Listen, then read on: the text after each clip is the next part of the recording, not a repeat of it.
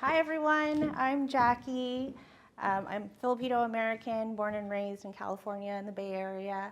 My family is actually from Hawaii, which means I am an award-winning hula competitive dancer. And I have over 25 years of experience in human resources, 20 of which has been with Fairmont. Raise your hand if you're familiar with Fairmont Hotels. Wow, yay, awesome. So if you're not familiar with Fairmont, it is a global luxury hospitality company. And I'm personally based out of San Francisco. Has anyone been to the Fairmont San Francisco? Yay. So Fairmont is in San Francisco is the flagship of the company. It was built in 1907, so in other words, it's a really old building and company. And I'm here to share my story with you and some strategies that you can use immediately after you leave this room on how I drove retention in a challenging climate, under pressure with very limited resources, and within a quick, short period of time.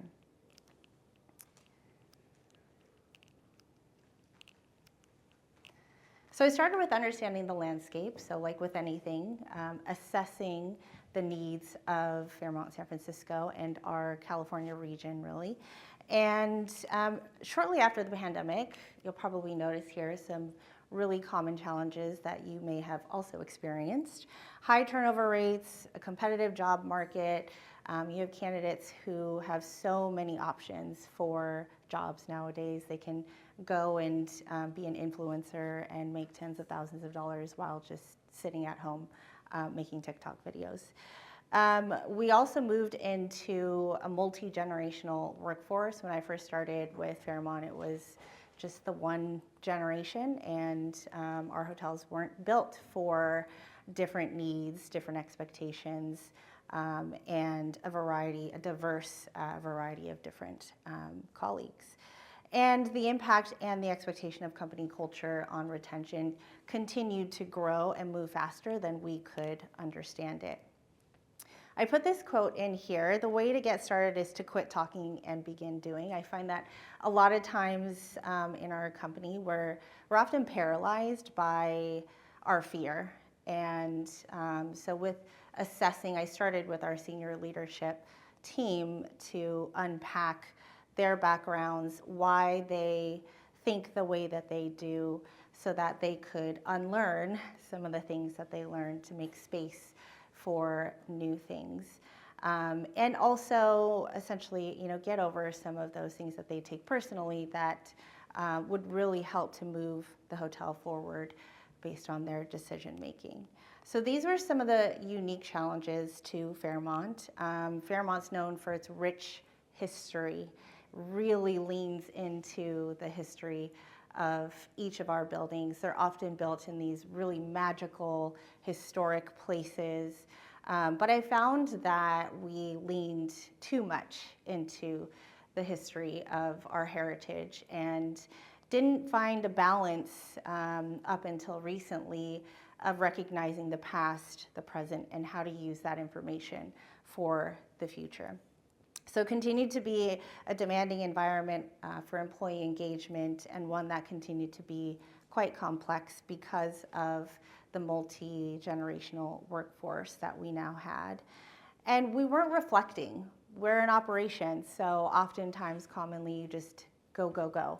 And you don't often sit and reflect deeply on what we did before, if it worked, how it worked, if it didn't work, what to stop doing and start doing.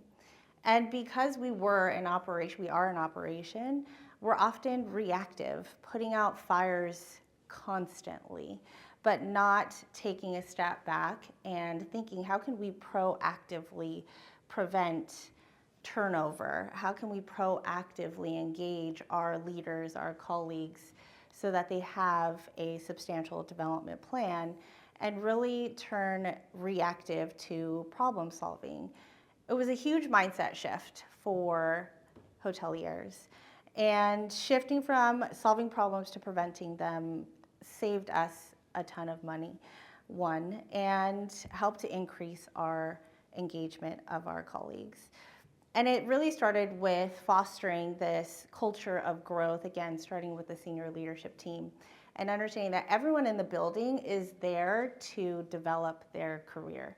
Every single person, their goal is to grow their career. Whether it's the employee that's worked there for 46 years in the same position, their career growth is defined as putting food on the table for their family for generations and building generational wealth. To the Gen Z leader who is truly there to learn and grow their career, whether it's a promotion or grow their skills. So these are a few examples of the framework that I designed, starting with recruitment and onboarding. So recognizing that the talent pool had changed, starting with something as simple as looking at the questions that we ask during an interview. They working for a big corporate company, they're very general, they're standardized. We weren't asking, for example, situational questions that were relevant to what the business needed today. And making sure that we revise and update those questions with every single position and every single interview that we did so that we were closing the gap on the skills that we needed in the present day. And redefining employee development and training and creating more conversation around performance management rather than this old school way of thinking where you only talk about learning and development once a year around merit when you do salary increases or you're evaluating people's performance. And by that time, a whole year has passed, and we were finding that leaders specifically, they wanted to, at least by 4 months, talk about what their next step was going to be and how they were going to get there. And around the 6 to 8 month mark, they wanted to be in the process of interviewing and connecting with other hotels for their next role by 1 year. That changed a lot of our policies, you can imagine. They were built for 1 to 2 years of learning, growth, and development and promotion. I was a product of that. Every 2 years, I moved into a different role, thinking our hotels are big, they're complex, especially in California. You have laws, unions, all these things that you're expected to master. So it's this mindset of mastering before you can move on to your next step. And succession planning. Again, we only talked about who was moving where once a year around merit time. So creating this culture of conversation around development and challenging the status quo because it was very taboo to speak about or even ask the question for someone that was just hired. So what's next for you? So moving beyond annual performance reviews, having structured check-ins was one simple way that we created this consistent conversation. Consistency was key. And it was every quarter just asking those simple questions of how's it going? What's working? What's not working? What do we stop and what do we start doing? And what's next for you? Whether it's in the next quarter, whether it is a position that the leader was looking to grow into. So implementing these check-ins created a lot more engagement and normalized this conversation in an old school company where it was frowned upon to talk about it any less than 12 months.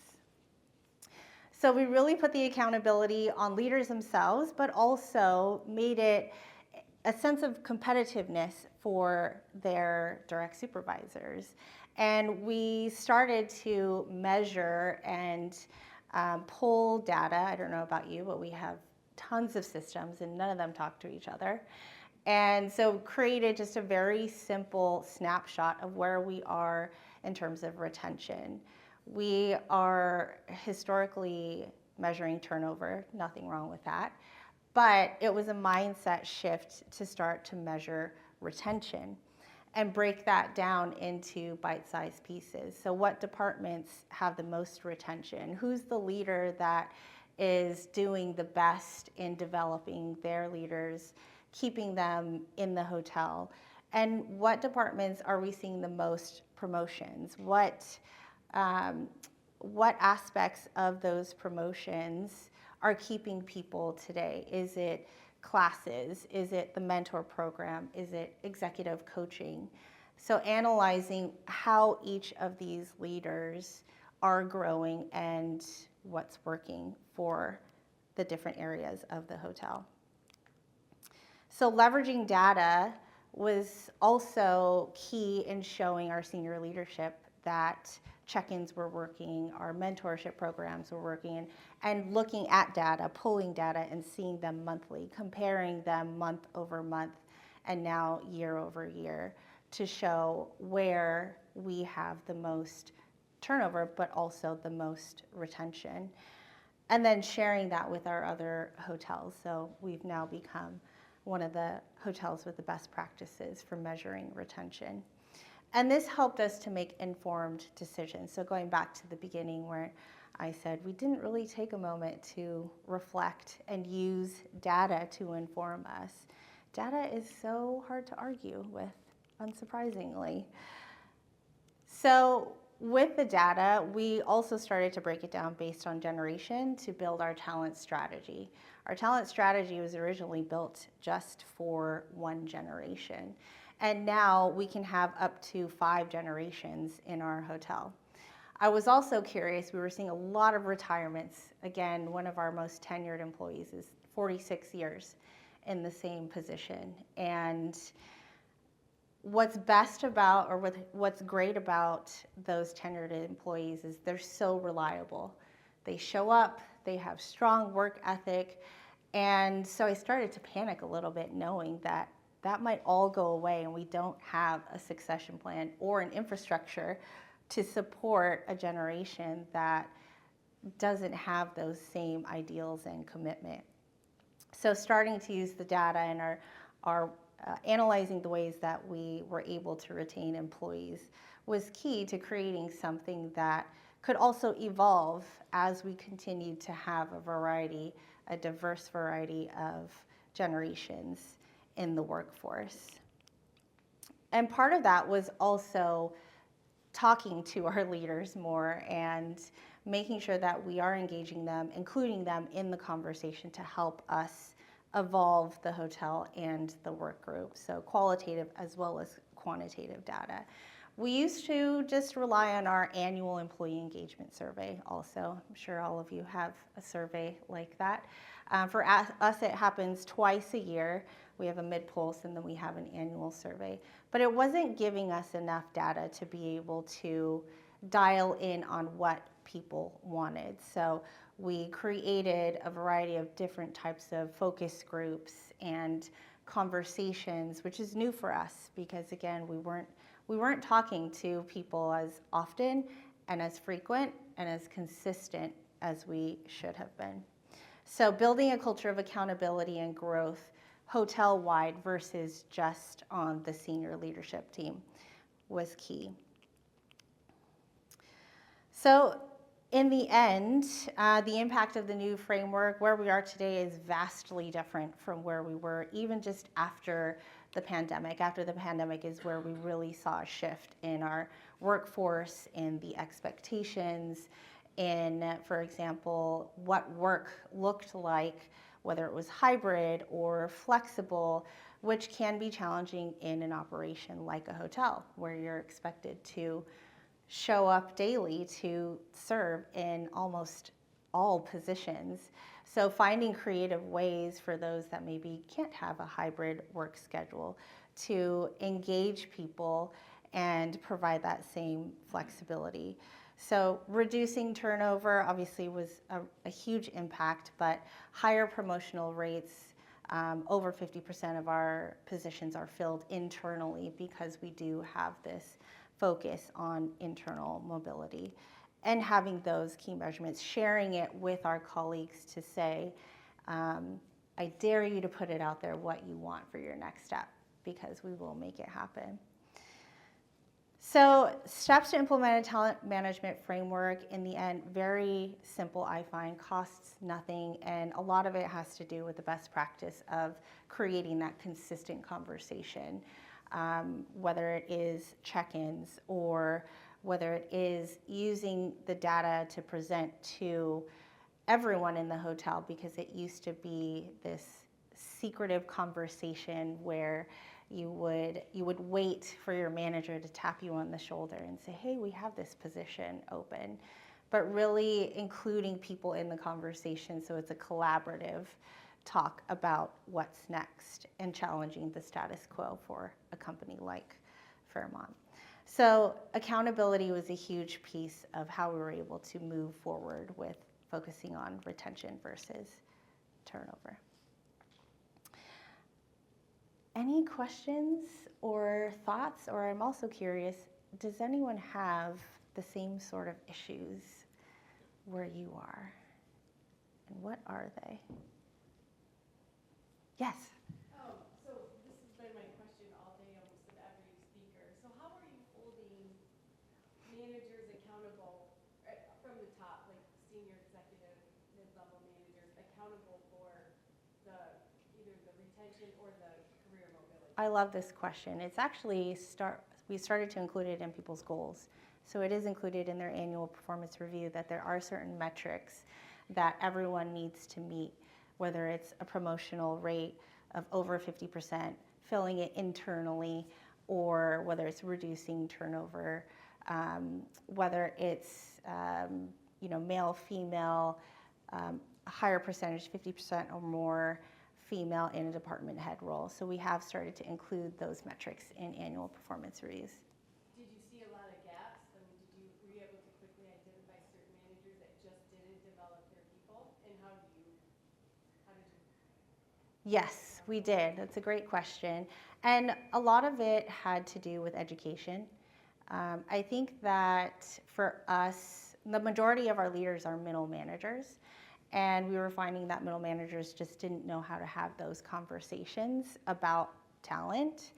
And they didn't necessarily know how exactly they could impact someone's development from a day-to-day standpoint, because they are in the operation, running a restaurant or running housekeeping. And so it was tying it back to what that looks like on a day-to-day basis. And what that is teaching your assistant manager, sharing all the institutional knowledge that you have so that they have it and they can be your successor.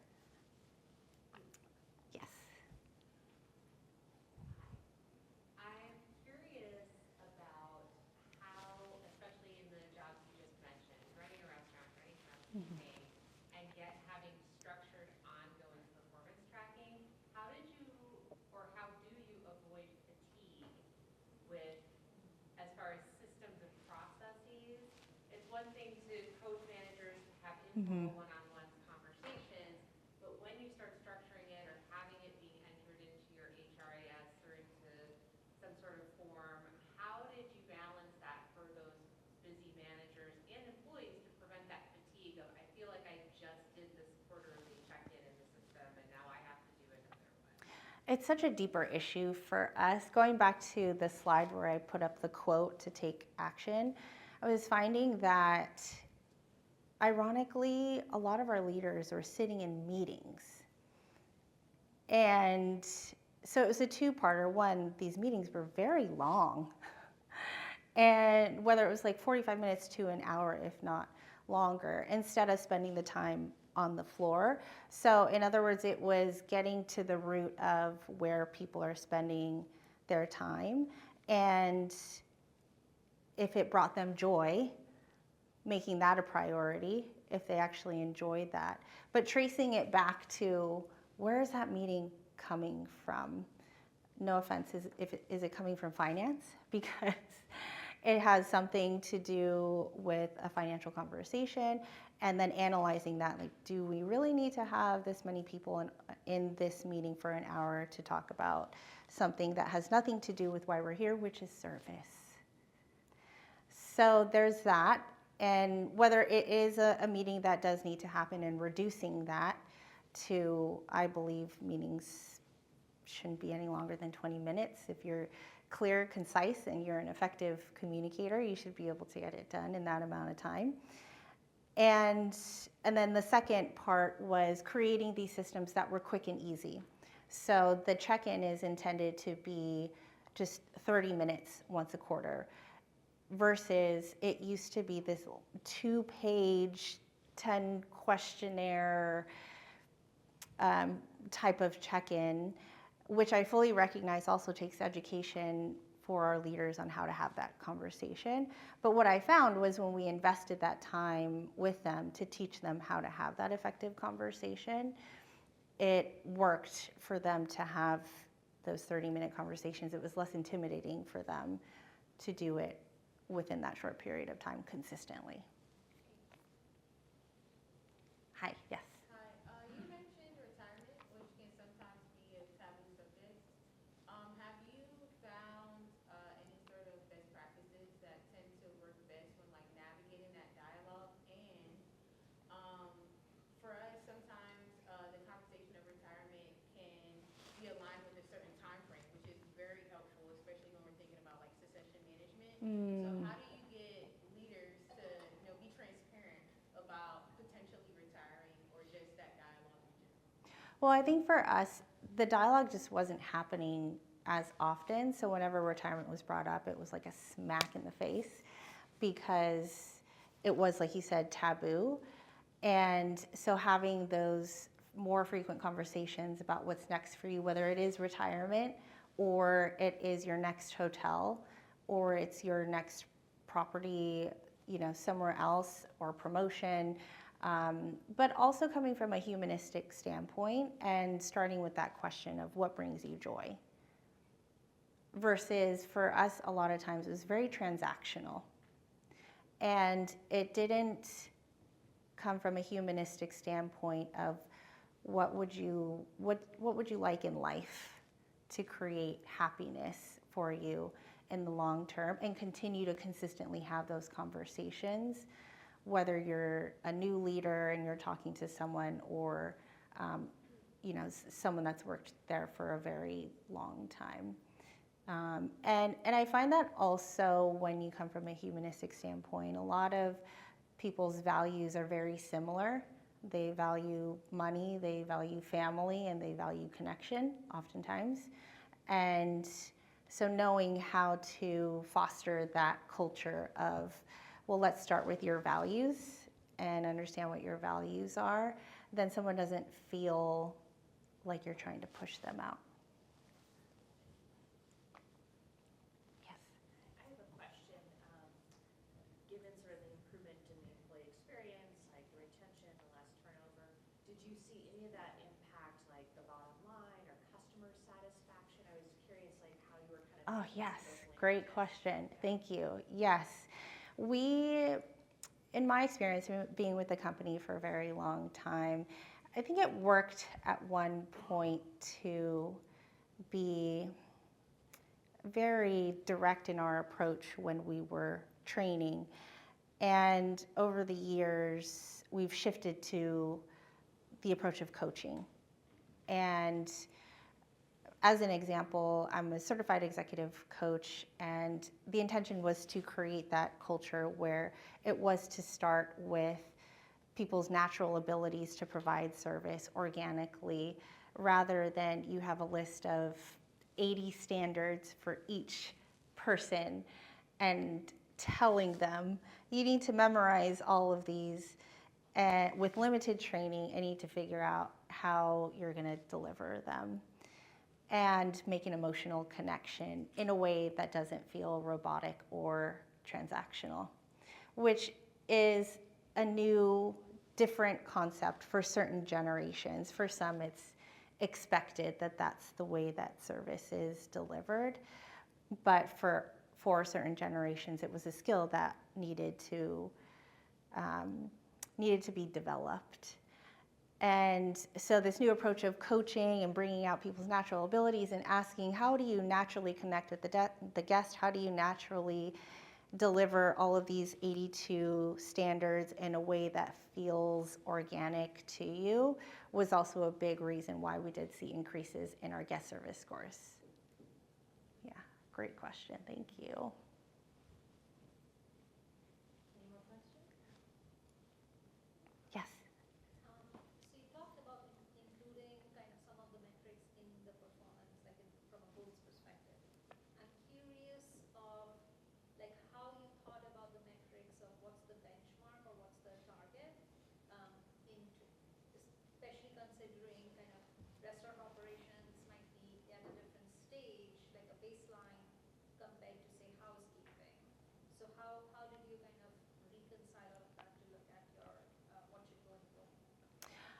It was a few things. It was looking at similar market data and our competitors, and it was also the look back that we finally took the time to do in prior years and doing that analysis and truly testing it because this was all new. I think one of the biggest shifts was to unpack people's backgrounds, feelings, emotions, reasons why they didn't take risks and where that fear came from, to be able to just simply try something new and measure it.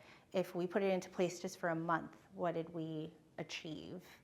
And what are the expectations of our leaders? What are the realistic expectations of our leaders for the year?